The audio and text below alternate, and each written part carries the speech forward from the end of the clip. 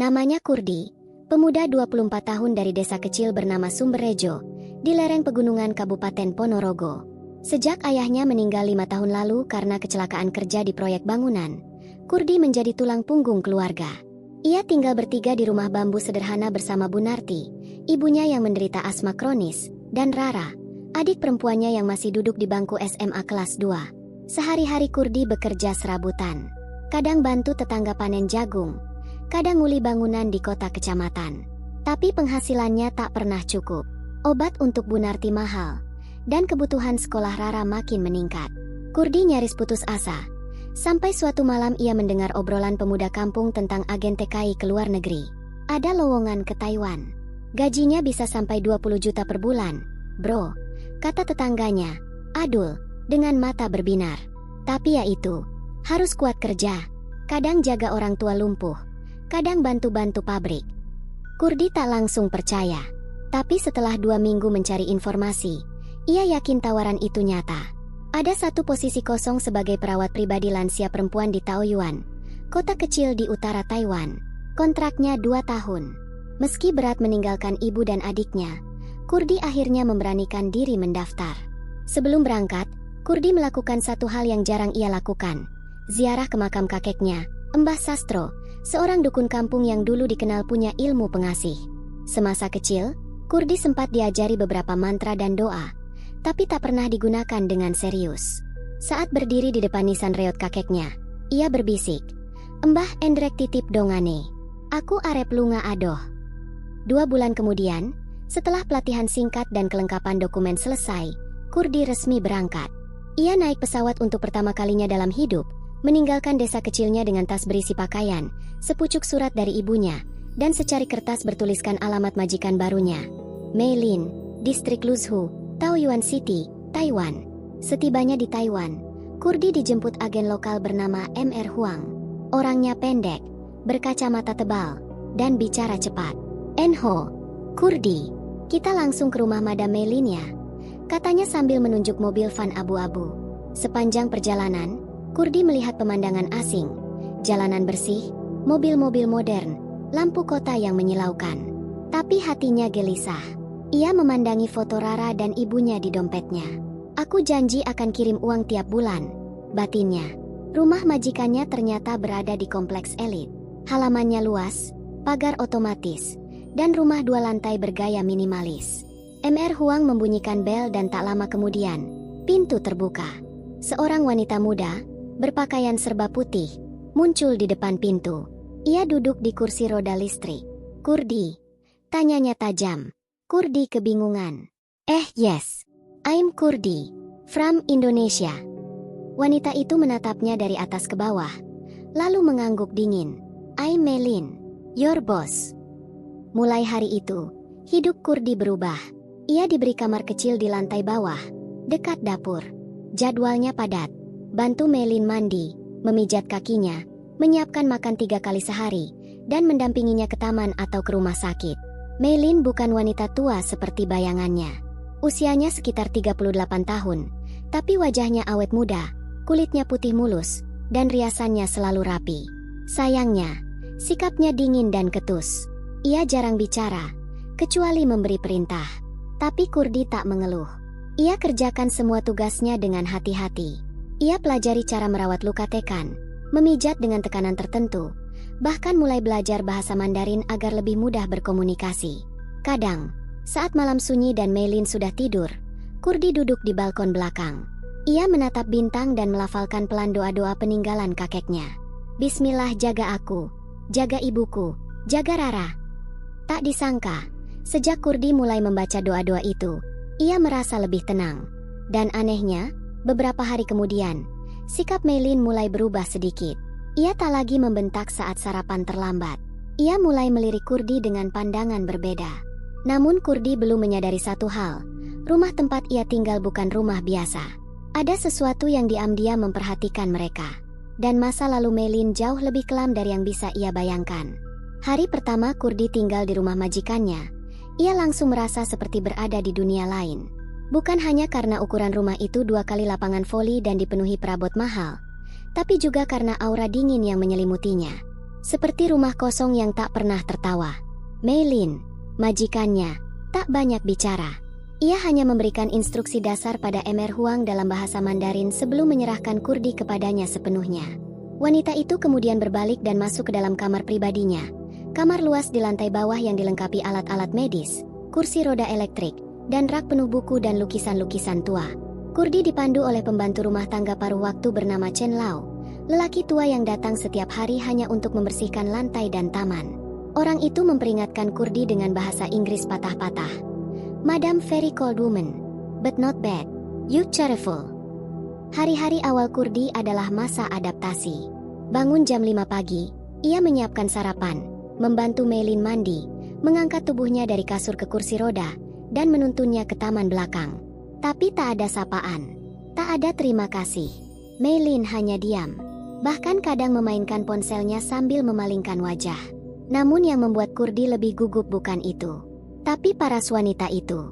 Meilin, meski sudah berusia hampir 40 tahun, terlihat anggun.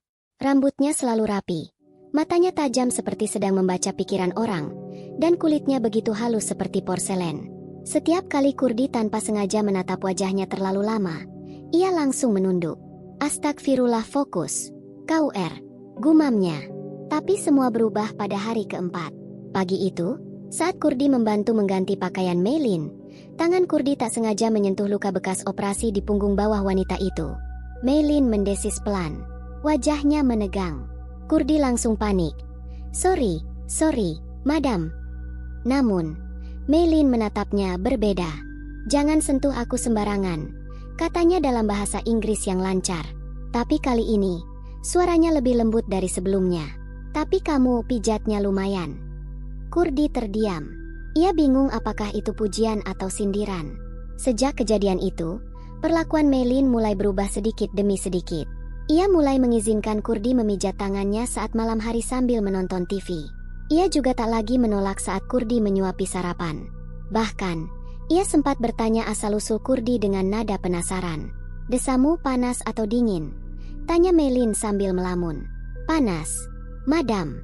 Tapi banyak pohon jati dan sawah," jawab Kurdi gugup. Aku suka sawah," katanya sambil menatap jendela. Mereka selalu jujur, tidak seperti manusia. Kurdi mulai merasakan ada yang ganjil dari wanita itu. Di balik sikap angkuhnya, ada luka yang dalam, ada cerita yang disembunyikan rapat. Tapi Kurdi tahu diri. Ia hanya seorang pekerja, bukan siapa-siapa. Namun malam itu, saat sedang membersihkan meja makan, Kurdi mendengar suara isak tangis. Ia ragu, tapi suara itu datang dari kamar Meilin. Dengan perlahan, ia mendekat dan mendapati pintu sedikit terbuka. Meilin duduk sendiri di kursi rodanya, menatap foto lama. Dalam foto itu, ia berdiri di samping seorang pria tinggi berjas hitam. Senyum mereka lebar, tapi fotonya sudah terlipat dan kusam, seolah sering disentuh dan dibuka. Kurdi hendak berbalik pergi saat tanpa sengaja menginjak lantai kayu yang berderit. "Masuk saja sekalian." Suara Meilin terdengar pelan tapi jelas. Kurdi kaku. Ia masuk dengan kepala tertunduk. "Maaf, saya hanya mau bersih-bersih." Meilin menatapnya. Matanya merah. Tapi kali ini, bukan karena marah, melainkan luka yang lama tak pernah sembuh. "Kalau kamu ingin tahu, pria di foto ini suamiku. Dulu, sebelum dia membuatku lumpuh dan meninggalkanku." Kurdi terkejut, tapi ia diam. Ia tahu tak boleh menyela. "Cinta itu bohong," lanjut Meilin. "Dan aku benci semua lelaki sampai kamu datang." Ucapan itu menggantung di udara seperti kabut. Kurdi tak paham maksudnya, tapi jantungnya berdetak lebih cepat. Malam itu, untuk pertama kalinya, ia melihat air mata wanita yang selama ini terlihat begitu kuat. Setelah itu, hari-hari di rumah Meilin berubah pelan-pelan. Ia mulai berbicara lebih banyak, meminta Kurdi menemaninya ke taman lebih lama, bahkan sesekali tertawa saat Kurdi bercerita tentang kelucuan kambing di desanya. Namun Kurdi tahu, perubahan ini tidak biasa. Mungkinkah karena ia mulai membaca mantra kakeknya setiap malam sebelum tidur? Ataukah ini adalah bagian dari rencana yang lebih besar? Di negeri asing, di rumah megah dan sunyi itu, Kurdi belum tahu bahwa takdirnya baru saja dimulai. Hari-hari berlalu. Di rumah megah milik Meilin, suasana semakin berbeda. Wanita itu yang dulunya dingin dan kaku, kini mulai membuka diri kepada Kurdi. Bahkan, tak jarang ia meminta ditemani minum teh di taman belakang hingga larut malam. "Kurdi," katanya suatu malam, menatap langit-langit penuh bintang. "Apa kamu percaya kalau dunia ini bisa dibolak-balik dengan kekuatan niat manusia?" Kurdi tersenyum kecil. Ia tahu maksud kalimat itu dalam-dalam. Tapi ia hanya menjawab sederhana, "Kalau niatnya baik, hasilnya juga baik, Madam." Mei Lin hanya menatapnya. Lama, senyumnya samar. Tapi ada satu kilatan aneh di matanya, seolah sedang menyelami rahasia dalam diri Kurdi yang belum terungkap. Yang tidak Mei Lin tahu, sejak minggu pertama tinggal di rumah itu, Kurdi rutin melakukan sesuatu setiap malam. Tepat pukul 2 dini hari, saat semua lampu rumah mati dan angin dingin mulai menusuk kulit, Kurdi duduk di lantai kamarnya. Di depannya terbentang kain putih kecil dengan 3 benda, keris kecil warisan Mbah Sastro, bunga melati kering, dan sepotong kayu cendana. Dengan mata terpejam, ia melantunkan doa-doa dan mantera peninggalan kakeknya. "Ya ayyuha an-nafsu al-mutmainah, irji ila rabbiki ra'adiyatan mardiyah." Itu bukan sekadar doa. Itu adalah bagian dari ilmu pengasih yang diwariskan turun-temurun oleh kakeknya, yang dulu disegani orang-orang di Sumberrejo. Kurdi tidak pernah berniat menyalahgunakannya. Tapi sejak melihat betapa dinginnya hati Mei Lin, ia merasa terdorong untuk setidaknya menyentuh sisi manusiawi wanita itu. Dan memang, sejak malam-malam itu, perubahan Mei Lin terasa nyata. Ia tak lagi memanggil Kurdi dengan nada perintah. Ia mulai bertanya tentang keluarganya, tentang mimpi-mimpinya, bahkan mulai menyentuh tangannya saat berbicara. "Kurdi," katanya pada suatu sore yang tenang di taman belakang, "kau ini aneh. Ada aura di sekitarmu yang membuatku nyaman." Kurdi hanya tersenyum, menunduk. Dalam hati, ia bimbang. Apakah ini murni karena sikap tulusnya? Ataukah karena mantra kakeknya mulai bekerja? Hingga pada suatu malam yang tak biasa, saat hujan turun deras di luar jendela, Mei Lin memanggil Kurdi ke kamarnya. Ia tampak gelisah, matanya sembab. "Aku bermimpi tentang suamiku, ia datang lagi," katanya dengan suara gemetar. "Dan kamu menyelamatkanku." Kurdi duduk di sampingnya, tak berani menyentuh. Tapi tatapan wanita itu tajam menembus dadanya. "Apa kamu pakai sesuatu padaku?" tanya Mei Lin tiba-tiba. Jantung Kurdi berhenti sejenak. "Maksud Madam?" Mei Lin menatapnya lebih dalam. "Entah kenapa, sejak kamu datang, aku tidak bisa berhenti memikirkanmu. Padahal aku sudah lama membenci lelaki." Kurdi terdiam. Ia sadar inilah saatnya untuk mengaku, atau melangkah lebih jauh. Ia memilih kejujuran. "Madam, waktu kecil, saya sempat belajar ilmu dari kakek saya. Ilmu Jawa. Untuk membuat hati orang tenang, bukan untuk mencelakai." Mei Lin terdiam lama. Tapi bukannya marah. Ia justru tertawa pelan. "Jadi kau pelet aku, ya?" Kurdi panik. "Bukan begitu maksud saya. Saya hanya ingin membuat Madam nyaman. Saya takut Madam depresi. Saya takut Madam sedih terus dan saya juga mulai." Suaranya terhenti. Mei Lin menunduk. Ia menghela napas panjang. Lalu, dengan pelan, ia menggenggam tangan Kurdi. "Kalau benar itu pelet, maka peletmu berhasil. Tapi bukan karena mantranya, tapi karena hatimu." Hening. Hujan masih mengguyur atap kaca rumah mereka. Dan malam itu, untuk pertama kalinya, Mei Lin meminta Kurdi duduk lebih dekat. Ia mulai bercerita tentang kecelakaan yang membuatnya lumpuh, tentang pengkhianatan suaminya, dan bagaimana sejak saat itu ia tak percaya siapapun. Kurdi hanya mendengarkan. Ia tak menyela. Dan dalam hati, ia berjanji, bukan dengan mantra, bukan dengan ilmu warisan, tapi dengan hati, bahwa ia tak akan menyakiti wanita ini. Namun ia tak tahu, bahwa keputusan itu akan membawanya ke jalan tak biasa. Karena beberapa hari setelah malam itu, datanglah sebuah kejutan besar yang mengubah segalanya. Pagi itu, rumah besar milik Mei Lin lebih sunyi dari biasanya. Kabut masih menggantung rendah di halaman, dan suara burung gagak terdengar samar dari kejauhan. Kurdi bangun lebih awal dari biasanya karena malamnya ia hampir tak bisa tidur. Hatinya resah sejak percakapan intim dengan Mei Lin beberapa malam lalu. Ia masih terbayang genggaman tangan wanita itu, tatapan matanya yang tiba-tiba lembut, dan kalimat terakhirnya sebelum tidur. "Aku tidak tahu apakah ini cinta atau sihir." Kurdi menunduk saat menyuapkan sarapan kepada Mei Lin pagi itu. Wanita itu hanya tersenyum tipis dan menatapnya lama.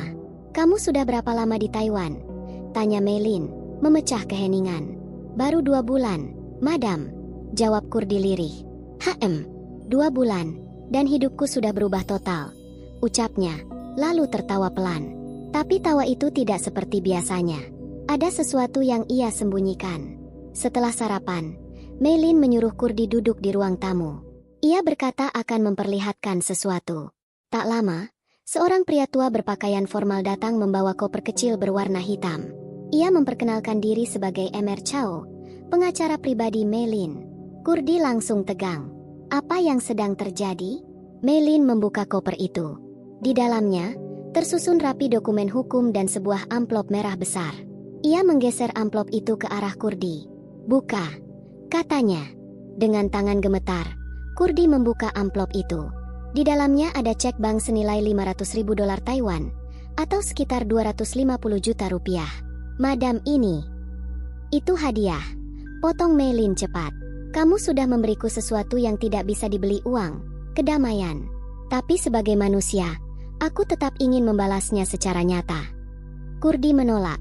Tentu saja. Ia berkata ia hanya menjalankan tugasnya sebagai TKI, dan ia merasa tidak pantas menerima uang sebanyak itu. Tapi Meilin bersikeras. Dulu aku punya banyak harta, banyak pelayan, tapi tidak ada yang benar-benar membuatku merasa hidup. Sampai kamu datang. Kurdi menunduk dalam-dalam. Tapi Meilin belum selesai. Dan aku tidak ingin kamu hanya jadi pekerja di rumah ini. Aku ingin kamu jadi pendampingku. Kurdi sontak menoleh. Matanya melebar. Apa maksud Madam? Meilin menghela napas. Menikahlah denganku. Suasana mendadak sunyi.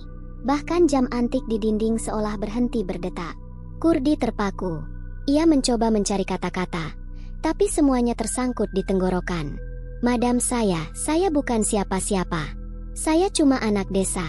Umur saya baru 24 tahun. Madam jauh di atas saya. Kaya, terhormat, cantik, pintar. Semua orang bisa saja bilang saya hanya ingin harta Madam. Meilin menatapnya dalam. Kalau aku peduli apa kata orang, aku tidak akan bertahan hidup sampai sekarang. Kurdi merasa tubuhnya gemetar, antara syok dan bingung. Di satu sisi, ia menyimpan simpati, bahkan rasa suka, pada Meilin. Tapi di sisi lain, ia masih manusia biasa yang merasa rendah diri. Meilin melanjutkan, kita tidak perlu langsung menikah minggu depan. Tapi aku ingin tahu, Kurdi, jika kamu punya pilihan, maukah kamu tetap di sisiku bukan sebagai pekerja, tapi sebagai pasangan hidup? Kalimat itu menusuk hati Kurdi. Ia teringat orang tuanya di desa, adik-adiknya, rumah reot yang harus direnovasi, dan ladang kering yang butuh pupuk. Tawaran Meilin bukan hanya tentang cinta, tapi juga tentang masa depan. Malam harinya, Kurdi duduk lagi di depan altar kecilnya. Ia menatap keris kecil dan bunga melati kering yang mulai rapuh. Ia tak membaca mantra malam itu. Ia hanya bicara pelan, seolah kepada kakeknya. Embok yang jenengan paringi petunjuk. Kek, iki ujian atau berkah? Aku durung ngerti. Tapi aku ra pengin caluk. Yen aku mung digandoli harta. Esok paginya, Kurdi menemui Meilin. Wanita itu duduk di kursi roda sambil membaca buku. Tanpa banyak basa-basi, Kurdi berkata, saya akan tetap di sini. Bukan karena uang Madam, tapi karena saya merasa saya ingin menjaga Madam selamanya. Meilin tersenyum. Tapi kali ini, senyumnya mengandung haru. Ia mengusap mata, lalu berkata, itu jawaban terbaik yang bisa kuterima. Namun, di luar rumah megah itu, mulai berhembus angin gosip dari para tetangga kaya. Hubungan antara majikan lumpuh dan TKI muda mulai jadi pembicaraan. Dan lebih dari itu, seseorang dari masa lalu Meilin akan datang membawa badai yang bisa menghancurkan segalanya. Kurdi merasa hidupnya berubah drastis sejak menerima cek 500.000 dolar Taiwan dari Meilin, dan terlebih lagi, sejak menerima tawaran tak biasa, menikahi janda kaya yang ia rawat selama 2 bulan terakhir. Ia kini bukan sekadar TKI biasa. Setiap pagi, ia bukan cuma menyuapi dan memandikan Meilin, tapi juga mulai mengurus dokumen-dokumen penting, menghadiri rapat keluarga, bahkan menandatangani beberapa kontrak properti milik Meilin. Perlahan, ia disiapkan sebagai tuan rumah masa depan. Namun, angin ketenangan itu mulai berguncang pada suatu sore saat bel pintu berbunyi 3 kali berturut-turut. Cepat, tajam, dan penuh tekanan. Kurdi membuka pintu. Di depannya berdiri seorang pria tinggi, berbadan besar, dengan setelan jas hitam. Wajahnya tampak seperti orang penting. Di belakangnya, dua pria berpakaian serba gelap berdiri diam. Tangan mereka terlipat di depan. "Aku mau bicara dengan Meilin," kata pria itu tanpa basa-basi, dalam bahasa Mandarin yang sangat formal. Kurdi menoleh, sedikit gugup. "Maaf, Anda siapa?" Pria itu mengangkat alis, sinis. "Kau siapa? Bodyguard baru? Atau peliharaan barunya?" Kurdi tertegun. Nada bicara pria ini membuat darahnya naik. Tapi sebelum ia sempat membalas, suara Meilin terdengar dari dalam rumah. "Biarkan dia masuk, Kurdi," katanya lirih. Suaranya menggetarkan. Kurdi bisa merasakan tubuh wanita itu bergetar saat melihat siapa yang datang. "Wei Shang," gumam Meilin. Tatapannya tajam namun menyimpan trauma lama. Kurdi langsung tahu, inilah mantan suami Meilin. Lelaki yang dulu membuat wanita itu lumpuh, baik fisik maupun hati. Lelaki yang konon kabarnya telah lama menghilang setelah mencuri sebagian aset Meilin. "Kau terlihat makin sehat, Meilin." Meski dengan kursi roda, ejek Wei Shang sambil duduk tanpa izin. Ia melirik tajam ke arah Kurdi. "Dan ini, TKI, atau dukun kampung dari Indonesia yang kau pelihara?" Meilin mencengkram sandaran kursinya. "Kau tidak punya hak masuk rumah ini." "Aku masih punya hak atas hidupmu," jawab Wei Shang datar. "Kita belum resmi bercerai, Meilin. Dan kau tahu itu. Aku kembali untuk mengambil apa yang menjadi bagianku." Kurdi sontak maju setapak. Tapi Meilin menghentikannya dengan lirikan. "Apa maksudmu? Asetmu, rumah ini, dan tentu saja pria itu," katanya menunjuk Kurdi. "Dia akan kuadukan ke kantor imigrasi. Aku tahu persis caranya." Kurdi mengepalkan tangan. Ia sadar ini bukan hanya ancaman. Ini perang. Wei Shang berdiri, lalu membisikkan sesuatu ke telinga Meilin. "Kalau kau menikahi TKI itu, bukan cuma hartamu yang hilang. Nama baikmu, bisnis, semua akan kuhabisi. Kau tahu aku bisa." Dan ia pergi begitu saja. Kurdi ingin mengejarnya, tapi Meilin menahan lengan Kurdi. "Jangan, dia bisa membunuhmu," bisiknya. Malam itu, suasana rumah menjadi mencekam. Meilin kembali dirundung ketakutan. Trauma masa lalunya bangkit. Ia mengurung diri di kamar, menolak makan, dan menolak berbicara.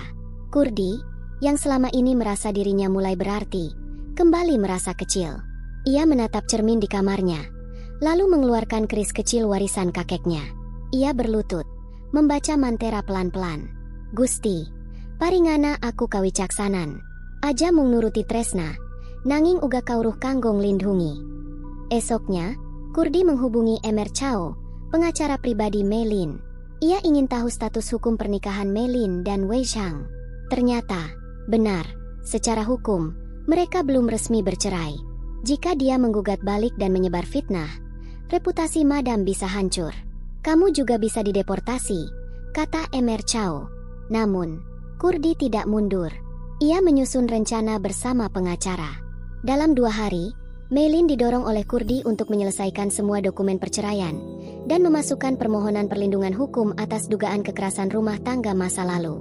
Dan malamnya, Kurdi bersumpah di depan altar kecilnya. Ia akan menjaga Meilin, bukan hanya sebagai perawat, tapi sebagai lelaki sejati. Namun, di luar rumah mereka, Wei Shang tidak tinggal diam. Ia mulai menghubungi media, menyebar foto Kurdi dan Meilin, menuduh hubungan tidak senonoh, dan menyewa orang untuk mengawasi mereka. Bahaya bukan lagi ancaman, tapi sudah menyusup ke pekarangan rumah. Hari-hari setelah kedatangan Wei Shang menjadi neraka bagi Kurdi. Setiap pagi dimulai dengan ketegangan, dan malam ditutup dengan kecemasan. Meilin semakin murung, sedangkan Kurdi, yang semula hanya TKI perawat, kini harus menjadi pelindung, penguat, bahkan pengatur strategi hukum. Pagi itu, saat Kurdi hendak membuang sampah keluar, ia merasakan ada yang tidak biasa. Gerbang pagar besar rumah yang biasanya tertutup rapat, kini sedikit terbuka. Ia mendekat pelan, matanya tajam mengawasi sekitar. Di luar pagar, ada 2 pria berhelm hitam duduk di atas sepeda motor besar. Mereka menatap Kurdi lekat-lekat, tanpa senyum. Kurdi mengangguk sopan, tapi tak ada balasan. Bahkan saat ia balik badan, suara salah satu dari mereka terdengar. "Kamu Kurdi dari Indonesia?" Kurdi menoleh. Hatinya mulai tak tenang. "Ya, ada urusan, Tuan." Pria itu turun dari motornya. Wajahnya keras. Matanya penuh dendam. "Bos kami kirim salam. Katanya kamu terlalu sok jadi pahlawan." Sebelum Kurdi sempat bereaksi, pria itu mengayunkan batang besi dari balik jaketnya. Kurdi terkejut, melompat ke samping. Besi itu menghantam tiang pagar dan memekikkan suara besi beradu. Seketika, insting lamanya bangkit. Kurdi memang bukan petarung, tapi sejak kecil hidupnya keras. Ia berguling ke tanah, mengambil batu, dan melemparnya ke arah penyerangnya. Batu itu mengenai kepala si pria. Kurdi lari masuk ke halaman, mengunci pintu pagar. Tapi pria satunya, yang masih di atas motor, menendang gas dan merangsek masuk ke halaman rumah. Motor itu melewati gerbang dan nyaris menabrak Kurdi yang sudah berlari ke samping rumah. Seketika, Meilin yang melihat kejadian dari jendela menjerit, "Kurdi, lari ke belakang!" Kurdi berlari ke kebun kecil di belakang rumah. Ia tahu daerah itu lebih sempit. Motor tak bisa masuk. Benar saja, si pria mengejarnya tapi harus turun dari motornya. Kurdi memegang sapu taman dari bambu. Ia bersiap. "Kalau kamu terus maksa, aku lawan." Pria itu tertawa. "Anak desa kayak kamu berani lawan kami? Kami dibayar mahal buat ngelumpuhin kamu." Tapi sebelum serangan terjadi, terdengar suara keras. "Polisi, jangan bergerak." 3 polisi Taiwan datang menerobos pintu pagar, dipanggil oleh alarm otomatis yang dipasang Meilin sejak minggu lalu. Para penyerang kaget. Salah satu dari mereka mencoba kabur dengan motor, tapi dikejar. Yang lain ditangkap di tempat. Kurdi terduduk di tanah. Lututnya gemetar. Pelipisnya berdarah karena sempat terserempet helm si penyerang. Meilin datang didorong oleh pembantu rumah. Wajahnya pucat. Tapi begitu melihat Kurdi masih hidup, ia meneteskan air mata. "Kamu hampir mati karena aku." Kurdi hanya tersenyum lirih. "Aku di sini bukan buat cari aman, Madam. Aku di sini buat jaga Madam. Seperti janjiku." Hari itu, mereka berdua dibawa ke kantor polisi untuk membuat laporan. Dari hasil interogasi, diketahui bahwa kedua penyerang itu adalah preman bayaran dari seorang pengusaha properti, Wei Zhang. Tapi masalahnya belum selesai. Karena meski para preman sudah ditahan, Wei Zhang tidak mudah disentuh hukum. Ia memiliki jaringan kuat. Bahkan beberapa petinggi lokal ada di kantongnya. Mr. Chao, pengacara Meilin, mengatakan, "Jika Wei Zhang merasa kamu ancaman besar, dia bisa membuatmu dideportasi. Bahkan mengarang kasus kriminal untuk menjatuhkanmu." Kurdi hanya diam. Tapi malam itu, ia kembali duduk di altar kecil di kamar, menyalakan dupa dari Jawa, dan meletakkan bunga melati kering di atas keris warisan. Ia tak membaca mantera pengasihan malam ini, melainkan mantera perlindungan. "Gusti, ojo paring aku kamulian yen lewat lara wong lia. Tapi nek kudu perang, paringana aku keberanian lan akal."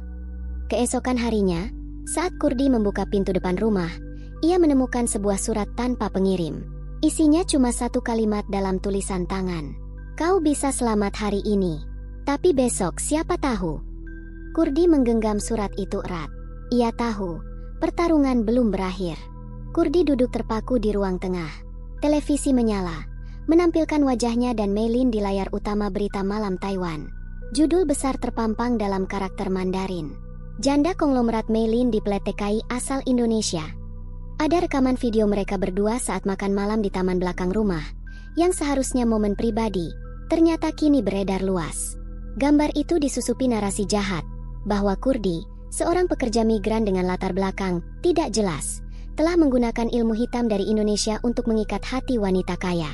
Dukun kampung naik kasta. Pelet Jawa kirim cinta ke Taiwan. Meilin dihipnotis demi harta. 3 headline itu bertebaran di media sosial lokal. Bahkan akun gosip selebritas ikut mengulas, memparodikan dengan video konyol, menggabungkan suara gamelan, keris terbang, dan boneka fodo. Kurdi menghela napas panjang. Tapi yang paling menyakitkan adalah melihat Meilin duduk diam, wajahnya tanpa ekspresi, menatap layar TV seperti tak percaya dunia bisa sebegitu kejam. "Maafkan aku," kata Kurdi lirih. Meilin menoleh. "Bukan salahmu, Kurdi. Mereka takut, karena kamu berhasil menyentuh bagian hatiku yang tak bisa mereka beli." Namun dampaknya nyata. Beberapa kontrak bisnis Meilin dibekukan. Salah satu sahabat bisnisnya, Madam Wu, menyarankan Meilin mengambil langkah hukum terhadap Kurdi agar citranya membaik. Buat pengakuan kalau kamu terjebak. Lalu tuntut dia. Bersihkan namamu. Kami bisa bantu cover media, ujar Madam Wu.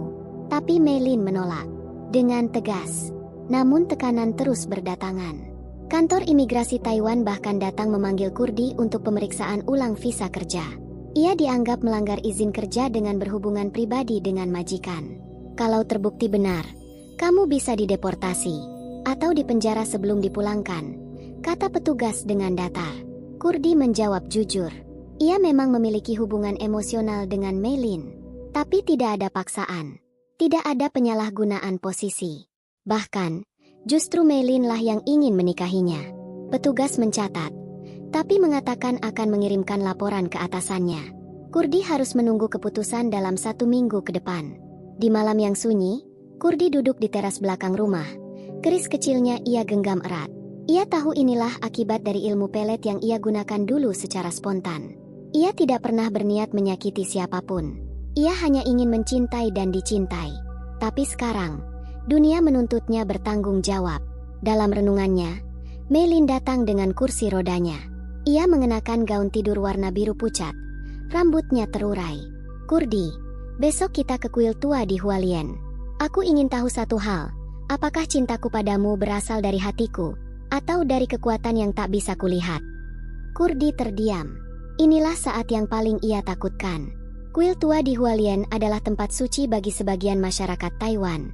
Konon, di sana ada seorang biarawati tua yang bisa membaca aura cinta dan memisahkan perasaan yang asli dan yang terikat oleh ilmu. Pagi harinya, mereka berangkat. Hualien terletak di sisi timur pulau, dikelilingi pegunungan dan laut. Perjalanan ditempuh dalam 5 jam dengan mobil khusus. Di dalam kuil, udara dingin dan dupa membumbung. Seorang perempuan tua bertongkat menyambut mereka. Aku sudah menunggu, katanya, seolah tahu kedatangan mereka. Meilin duduk diam. Perempuan tua itu menatap Kurdi lama, lalu mengusap dahi Meilin dan memejamkan mata. Seseorang pernah mengikat hatimu dengan kekuatan leluhur, tapi ada yang lebih kuat darinya. Meilin terperangah. Apa itu? Hatimu sendiri, jawab perempuan tua itu sambil tersenyum. Pelet itu ada, tapi tidak bekerja jika tak ada ruang untuk masuk. Dan kamu tidak hanya membuka pintu, tapi juga membangun rumah di hatimu untuk lelaki ini. Meilin menangis. Di perjalanan pulang, suasana berubah. Meilin menggenggam tangan Kurdi dengan erat. Jadi, tidak penting lagi apa yang dunia bilang. Aku tahu hatiku, dan aku ingin tetap bersamamu. Namun ancaman dari luar belum selesai. Sore itu, setibanya mereka di rumah, ada seorang kurir mengantarkan sepucuk surat dari pengacara pribadi Wei Zhang.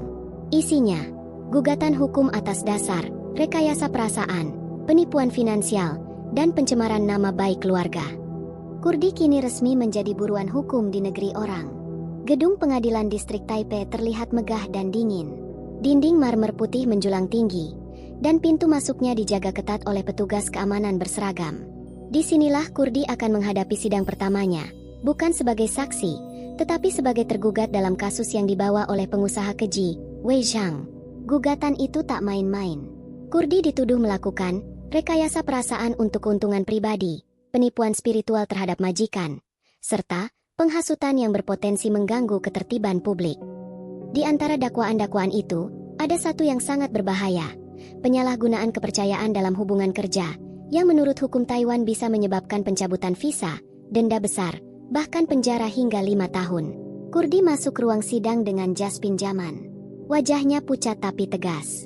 Di sampingnya, Meilin hadir sebagai saksi pembela, duduk di kursi roda dengan pakaian formal, rambut disanggul rapi. Semua kamera media menyorot mereka. Sorotan tajam, seperti ingin menelanjangi isi hati. Hakim membuka sidang dengan ketukan palu. Suasana tegang. Pihak penggugat diwakili oleh 3 pengacara berpengalaman.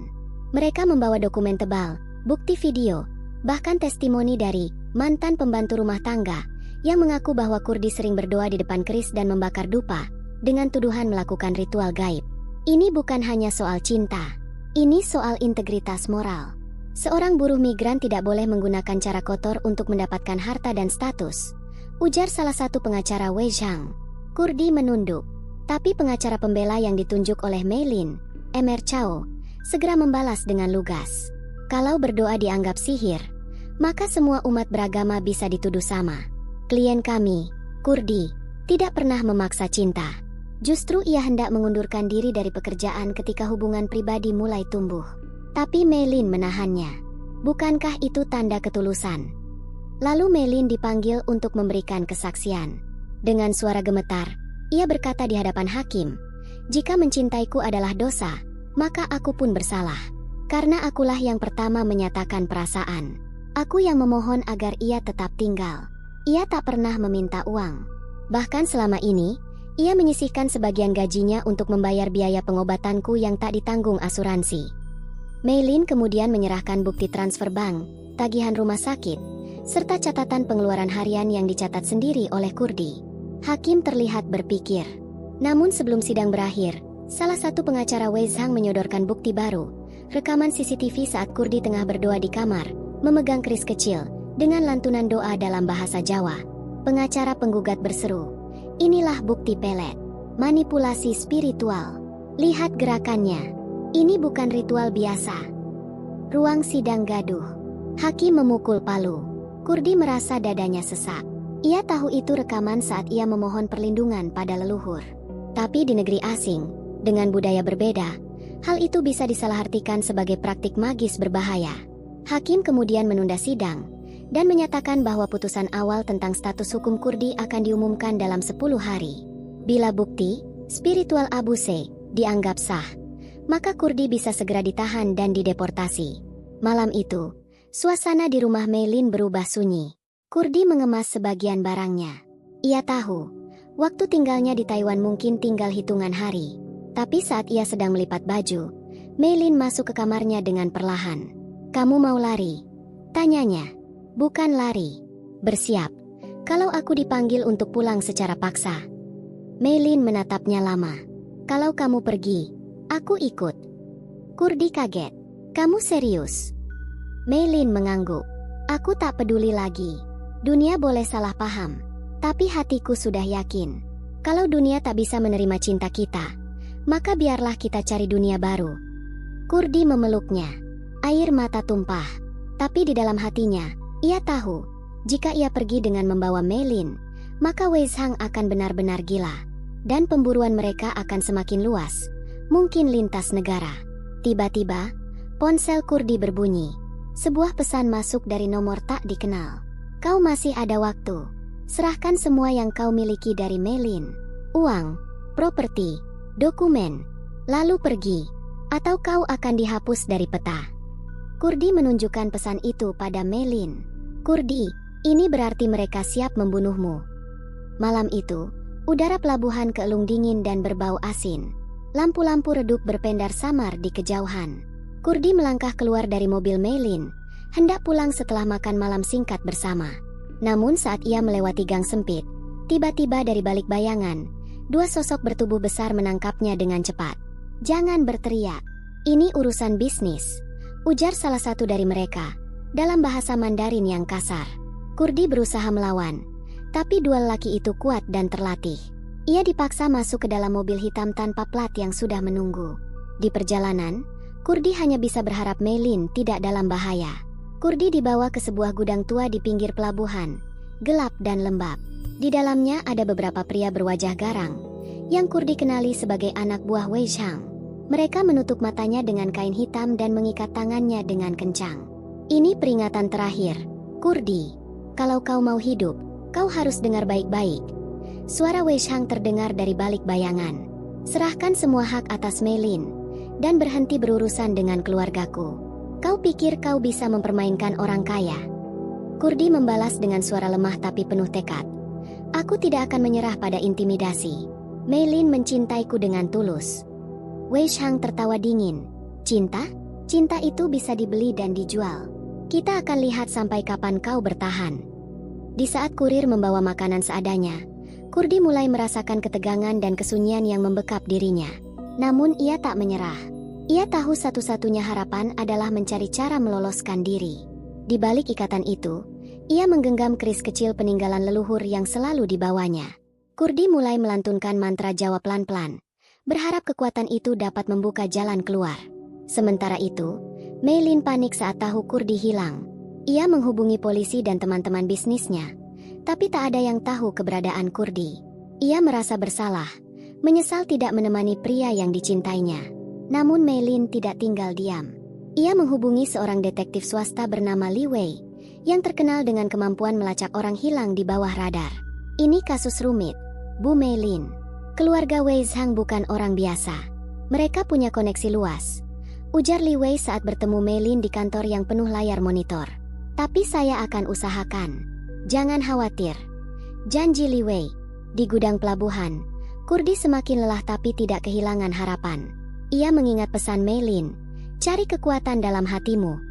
Dengan sedikit tenaga, Kurdi berhasil mengendurkan ikatan tali dengan kerisnya yang tajam.